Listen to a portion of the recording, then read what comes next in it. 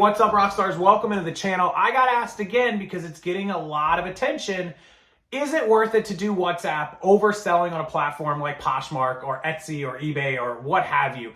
Is it worth the time to set up an auction every week or a couple times a week? Can you really make more money on WhatNot than you could selling items by listing them and forgetting them, setting them and forgetting them essentially? And the answer is really dependent on what you sell and really dependent on if you have a social media following or an email list. Now, let me preface this by saying, disclaimer, you do not have to have a social media following or an email list or an audience to be successful in WhatNot. You can absolutely start without that. You can organically grow an audience, organically post your shows, get viewers, sell merchandise, and build up and do pretty well, right? However, second disclaimer, if you have a social media following on Facebook or YouTube or Instagram or TikTok, or you have an email list of customers that you've collected over the years, it is substantially, exponentially easier for you to sell your merchandise on WhatNot.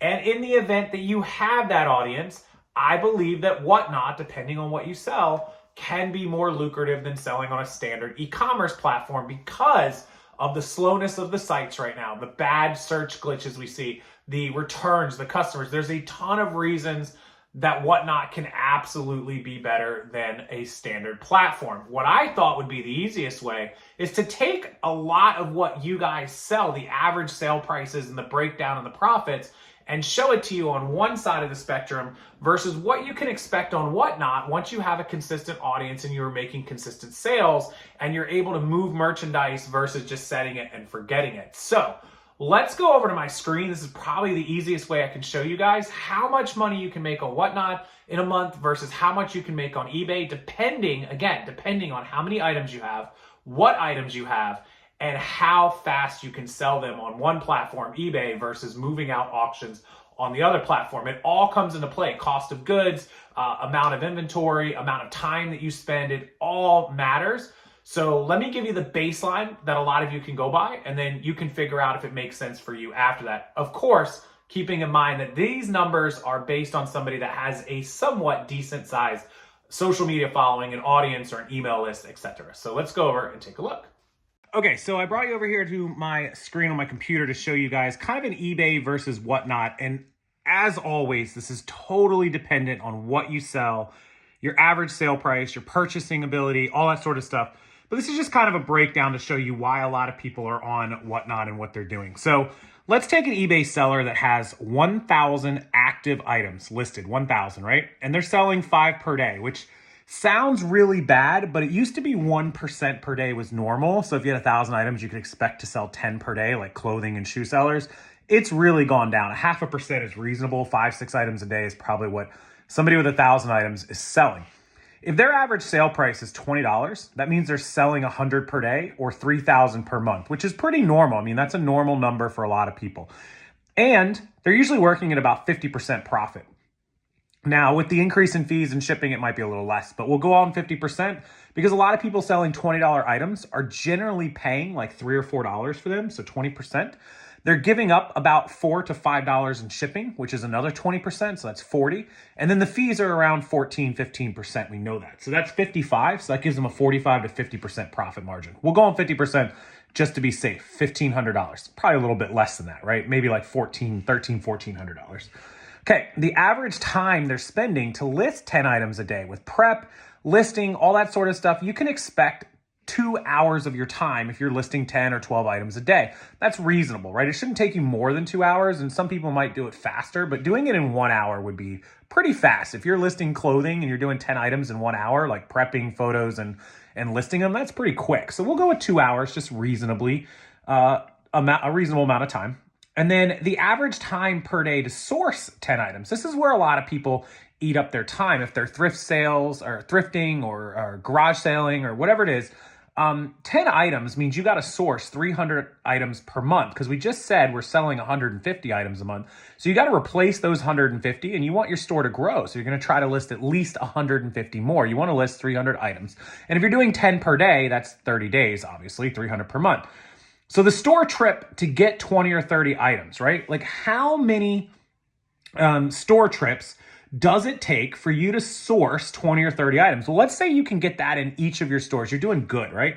You're getting 30 items in a store, which is pretty nice inside of a thrift store, or, garage sales, you may only get a few items, or estate sales. But whatever it is, 10 store trips, right? To get 300 items, if you can average 30 items, and if you only take an hour per store and getting in between those stores, that is 10 hours of inside the stores.